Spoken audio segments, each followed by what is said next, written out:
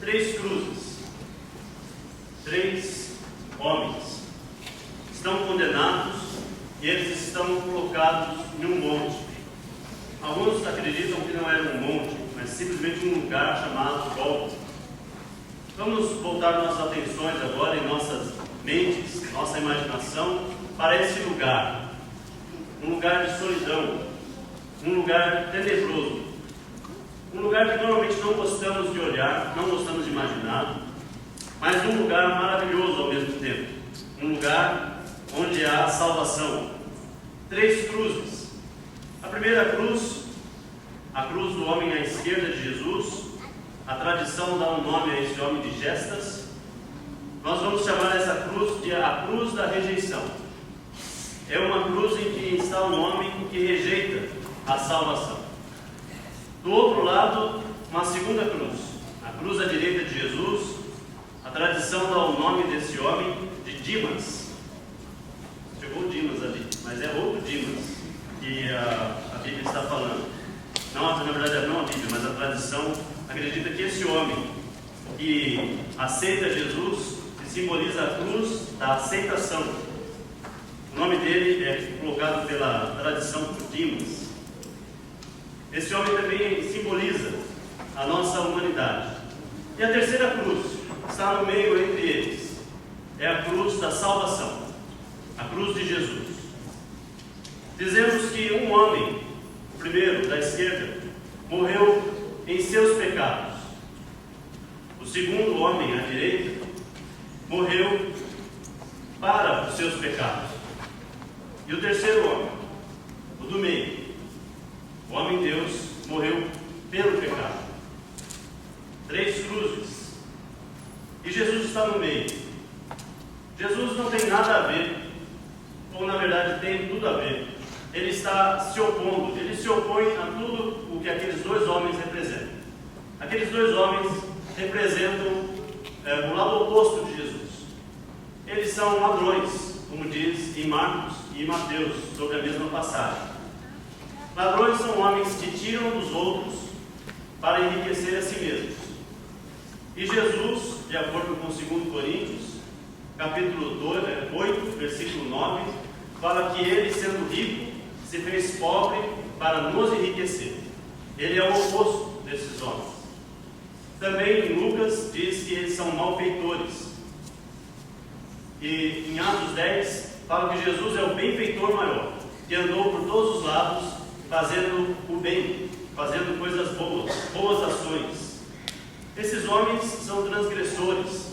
E Jesus mesmo, no capítulo 22 de Lucas, voltando uma página na sua Bíblia, no versículo 37, fala assim: Jesus, citando a profecia de Isaías, ele lembra que ele está destinado, como está escrito, e ele foi contado com os transgressores. E eu lhes digo isso. Ele foi contado com os transgressores, e eu lhes digo isso.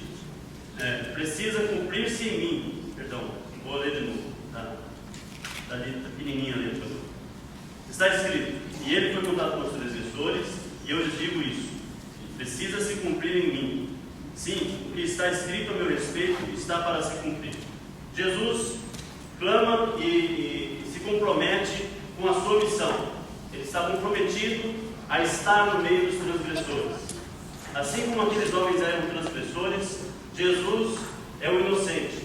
2 Coríntios capítulo 5, versículo 21, diz que Jesus é o inocente, aquele que não tinha pecado, se fez pecado por nós. Jesus está se intercedendo por nós. Esses dois homens, a quem Jesus está agora no meio, ele está ali, Jesus está pregando, ele está fazendo o seu último sermão. O púlpito é a cruz, e a audiência, o auditório, não está lotado, não são milhões de pessoas ouvindo. Apenas dois homens ouvem o que Jesus está dizendo. Apenas dois homens estão de fato assistindo, ouvindo o que Jesus está falando. Na verdade, em todas as suas vidas, aqueles dois homens evitaram Jesus, não ouviram o que Jesus falou, não se importaram com o que Deus dizia, e então agora eles estão ali, condenados merecidamente, e e estão esperando a morte chegar. Eles simbolizam a humanidade. Eles simbolizam a humanidade na sua brevidade. A morte está muito próximo deles, assim como está de todo ser humano. Nós não sabemos exatamente quanto tempo temos. Eles simbolizam a humanidade nas suas transgressões. São homens transgressores. Eles simbolizam a humanidade porque o Salvador está entre eles, assim como está entre nós. Simbolizam a humanidade porque ambos têm uma grande oportunidade. Um deles vai pegar a oportunidade e o outro vai desprezar. Eles simbolizam a humanidade porque eles foram condenados à morte, assim como todo ser humano. 3 cruzes. Vamos analisar hoje um pouco desses 3, na verdade desses 2 homens, um à direita e um à esquerda. O primeiro homem, o da esquerda, o que afirma contra Jesus: não é tu o rei dos judeus? Então salva-se a si mesmo e a nós. Ele faz uma pergunta para Jesus, e dentro da pergunta ele faz um pedido, mas soa no fim mais como um desafio. Ele ainda está em estado de rebeldia, por isso ele simboliza melhor ainda a humanidade como um todo. Nesse estado de rebeldia, ele está desafiando Jesus. Ele está fazendo como todos os outros em volta, como as autoridades, como os soldados. Ele então se alinha, ele se amolda ao mundo. E mesmo estando sob a mesma condenação de cruz, ele desafia Jesus. Ele fala: Jesus, se você é mesmo o Filho de Deus, desça daí e aproveita e me tira também daí. O pedido dele é para que Jesus o mova para baixo, é que Jesus o abaixe, o leve de volta ao chão. Jesus não vai atender esse tipo de pedido. Jesus não leva ninguém para baixo. Jesus só tem uma direção: ele vai levar as pessoas para cima. Esse homem simboliza a humanidade materialista. Ele não está interessado na vida após a morte. Ele só está pensando: Senhor Jesus, é horrível estar aqui nesta cruz, dói muito, me livra desse momento, me tira daqui. E ele não, em nenhum momento, ele não reconhece que é pecador. Em nenhum momento ele reconhece que Jesus é inocente.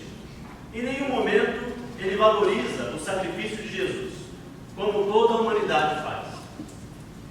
Ele também duvida de que Jesus é o Filho de Deus, exatamente como o mundo faz. O mundo não crê que Jesus é o Filho de Deus. O mundo não recebe Jesus como rei. O mundo duvida de Jesus. Não crê que ele pode salvar a alma. Mas o mundo também, como esse homem, se achega a Jesus pelos motivos errados. Esse homem pede a Jesus: me tira daqui, salva a minha vida física, me cura. Se o Senhor é o Filho de Deus e me fizer sair daqui, então eu creio. Ele está dizendo em outras palavras: Senhor, eu me interesso em você, Jesus. Eu me interesso por você, Jesus. Se você me curar, eu me interesso por você. Se você me der um emprego, Jesus, então eu te sigo. Se você me trouxer um companheiro que me abandonou de volta, eu te sigo. Se você restaurar a minha vida financeira, corrigir meus problemas, então eu vou atrás de você, Jesus. Mas se o Senhor não pode fazer essas coisas, então que mérito há em seguir-te? Eu não irei seguir. Eu não acredito que você é o Filho de Deus, se não pode operar esse tipo de milagre na minha vida. Agora vamos olhar um pouco o segundo homem. Ele estando também na mesma condenação. No início, fala em Mateus capítulo 27, versículo 44, que os 2 transgressores agrediram Jesus.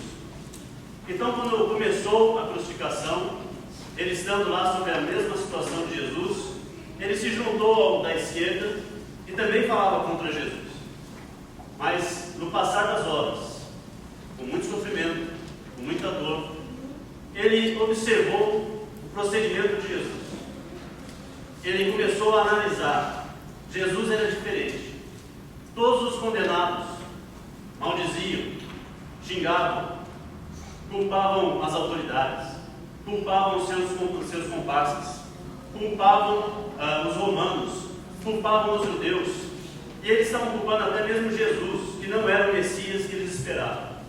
A culpa deve ser de alguém, não pode ser dele, né? Não pode ser do condenado. A culpa tem que ser de qualquer um, menos dele próprio.